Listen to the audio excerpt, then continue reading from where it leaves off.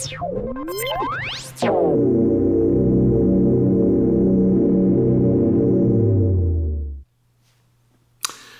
everybody, this is Marcel from Audiopedia. Welcome to this Audiopedia Academy course in which you will learn how to create digital audio content for your NGO. As you might be aware of, Audiopedia is an open ecosystem of localized digital audio contents and technologies for social and behavioral change communication campaigns, which means that expert contents and life skills are provided by renowned publishers. Then they are translated and recorded by volunteers and professionals, and we make them easily accessible through innovative user technologies and user interfaces.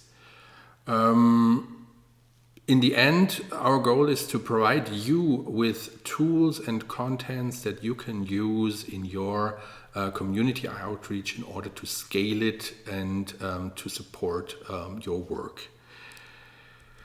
There are actually currently different ways that you can use digital audio content in your community outreach work. So here on the right side you see simple solutions that you can basically use immediately, like loudspeakers, solar-powered loudspeakers, for example, or even battery-powered loudspeakers. You can use micro SD cards to play back audio contents on feature phones of your beneficiaries, and there's also the solar audio player that we are working with in some regions that you can use where there's no access to electricity or mobile coverage. And then there are the other solutions that can be used using mobile phones, be it smart feature phones or smartphones. We provide apps and our website Audiopedia.io, specifically designed for NGOs, in order to make audio contents from Audiopedia accessible. And of course, there's WhatsApp, which is becoming more and more popular all over the world, and which allows you to send audios to your beneficiaries, which they can use, whether they can read or whether they are able to read or not. So basically, the content structure of Audiopedia is made up by topics. We have like 3 main topics currently: health, family, and work. And each topic has its subtopics, and each subtopic consists of questions and answers. So basically, Audiopedia, as of now, is like an audiobook that can be used specifically by accessing questions and answers regarding topics about health, nutrition, family, and so on. So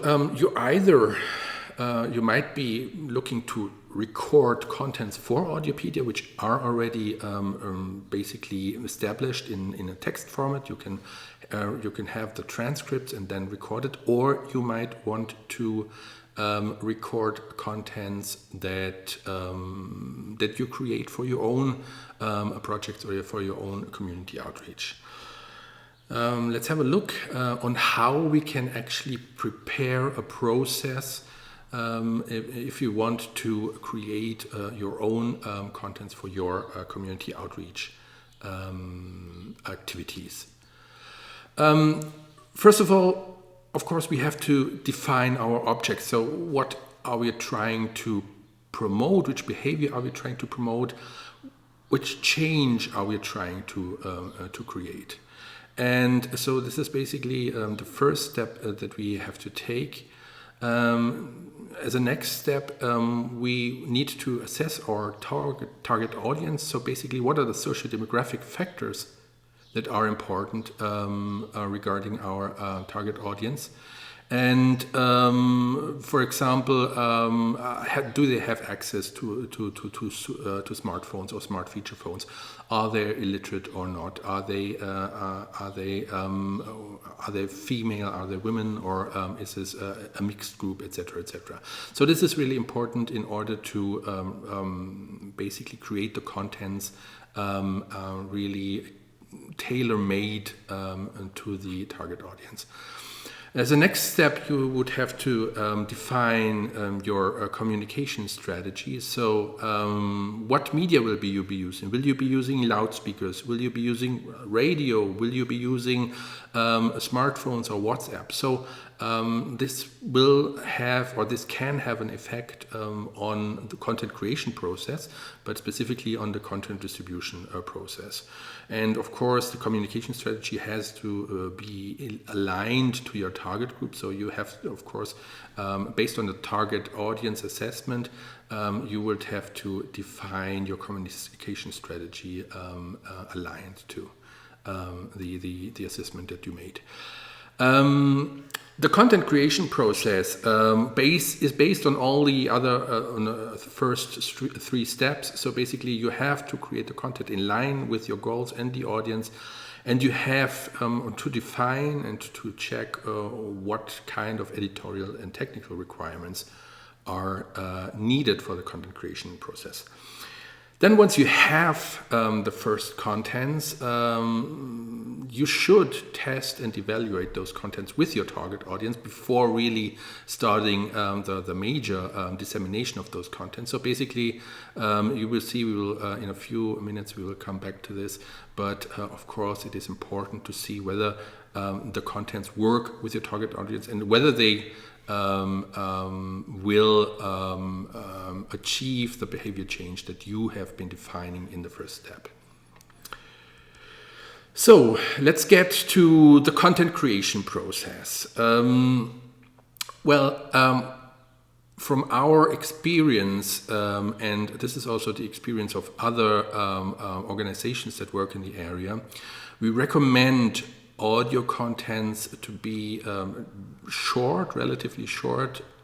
We recommend them to be 1 minute to 3 minutes, a maximum of 5 minutes, because this is really like short bits of information that can be easily digested. You really, well, you listen through 1 or 3 minutes, but if you have like a content that is like 20 minutes long, most people will most likely not be listening to the whole content. So it's always good to segment larger contents into smaller bits.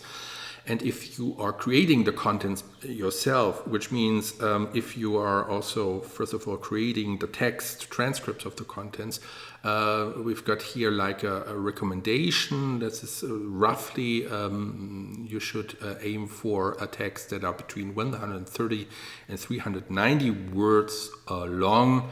That is based on an average reading speed of 130 words per minute. So that is basically the recommendations regarding the text lengths. When it comes to writing the transcripts, this step pretty much depends on the target audience assessment. Usually we are talking about marginalized populations that often cannot read or write or have a basic education. So it is really important to keep writing in a simple style, specific and direct, to use words that are familiar to the reader. So if you have to use new words that are not familiar with the reader, you should define them clearly. Use short words and sentences.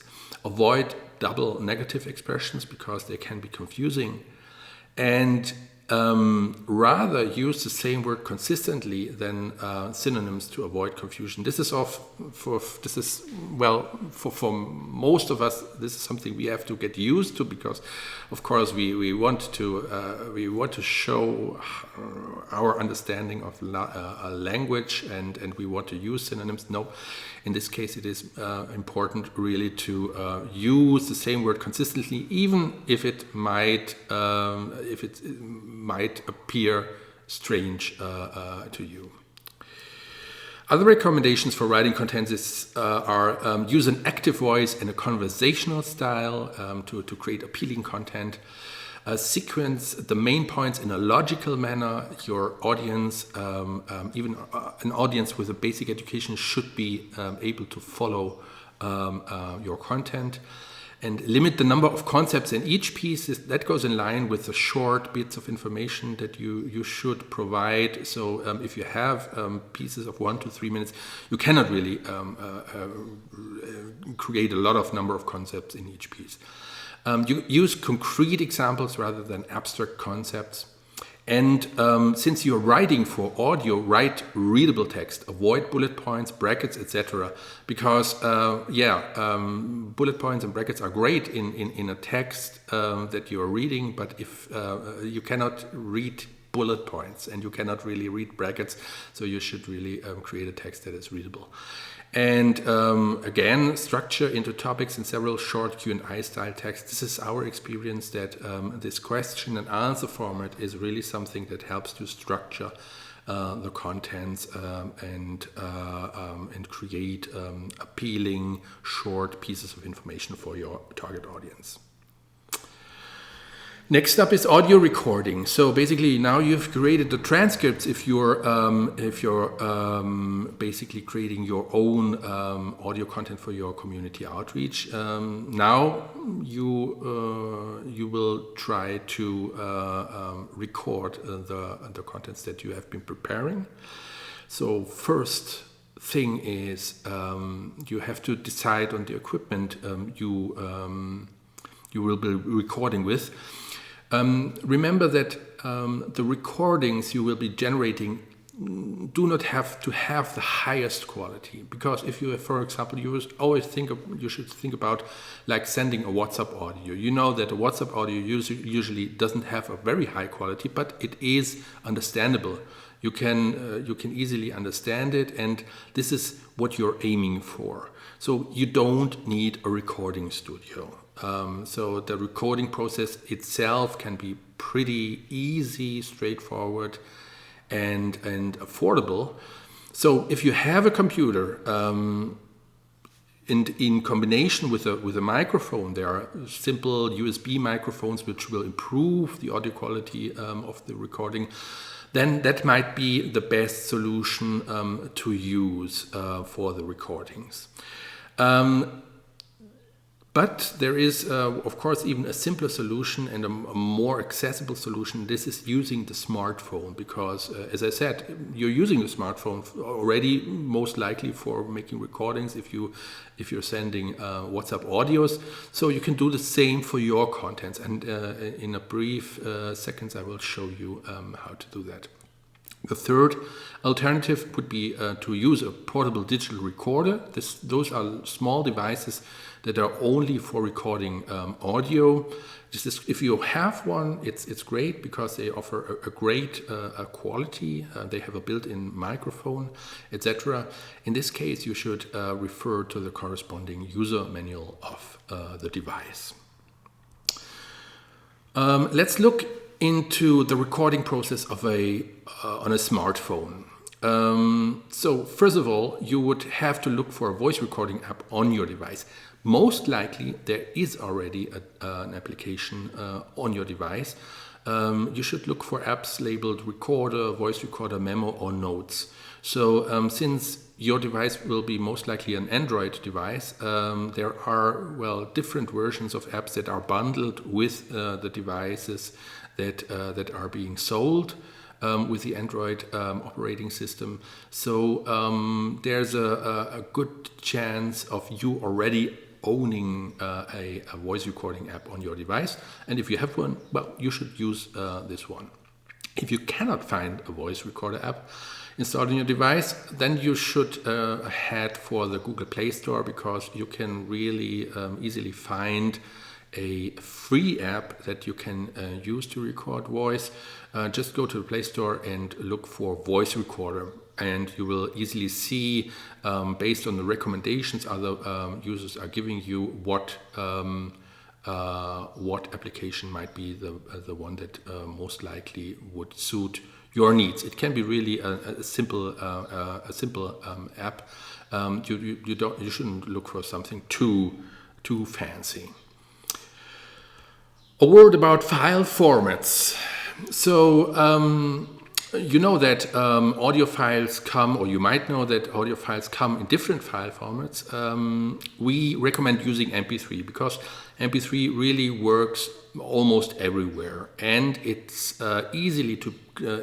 easy to compress an MP3 file to a small file size, which is of great benefit when you're trying to send, for example, the file using WhatsApp or using it in any digital way.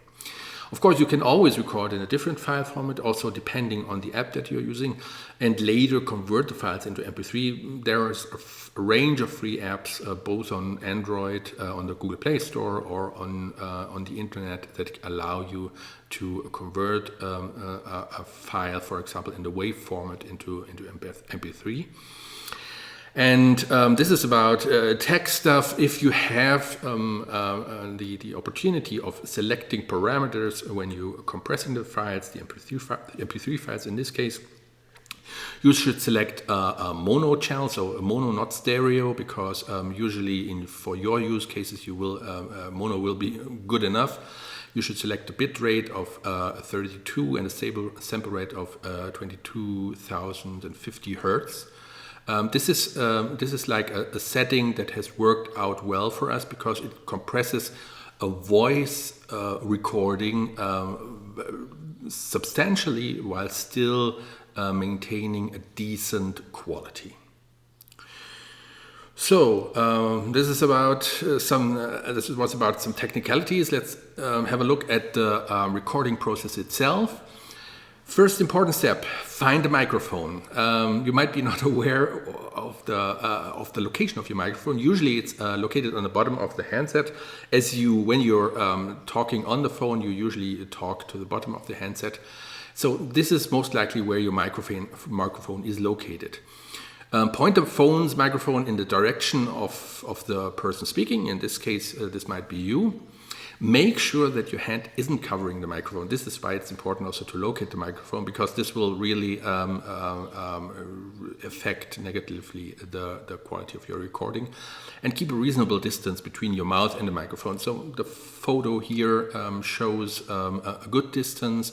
You should speak in your normal voice, and usually, like I would say, 20 centimeters more or less is a decent and reasonable distance for voice recording on your smartphones. Additional tips: find a nice, quiet room. This is important because ambient noise can, of course, be distracting if you're creating a recording. And so really take some time to find a nice, quiet room. I mean, some ambient noise, in many cases, it cannot be avoided, but you should try to limit it as much as possible.